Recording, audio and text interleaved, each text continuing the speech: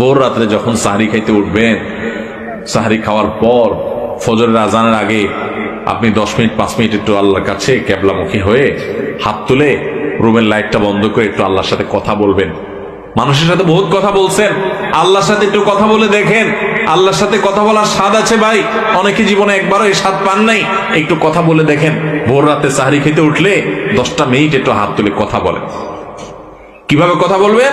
কথা বলবেন এইভাবে, ও আল্লাহ, কত গুনাহ আমি করেছি, কত পাপাচার আমি করেছি, মরতে আমার হবে, তোমার কাছে যাওয়া আমার লাগবে আল্লাহ। শয়তানের প্ররোচনা করেছি, এই রমজান মাস তুমি কত মানুষকে মাফ করে দাও। নবী করিম সাল্লাল্লাহু আলাইহি ওয়াসাল্লাম বলেছেন, ওয়ালিল্লাহি উতাকাউ মিনান নার ওয়া যালিকা ফি কুল্লি লাইলা। রমজানের প্রত্যেক রাতে আল্লাহ তাআলা অনেক মানুষকে সাধারণ ক্ষমা ঘোষণা করে দেন, যে যাও অমুক অমুক অমুক অমুক, যাও তোমাদেরকে মাফ করে দেওয়া হলো, জাহান্নাম থেকে মুক্ত ঘোষণা করে দেওয়া হলো। আল্লাহ কত মানুষকে আপনি সাধারণ ক্ষমা করে দিবেন। আল্লাহ আপনার সাধারণ ক্ষমা পাওয়ার জন্য কোনো যোগ্যতার দরকার হয় না, আপনি চাইলে যাকে তাকে মাফ করে দিতে পারেন।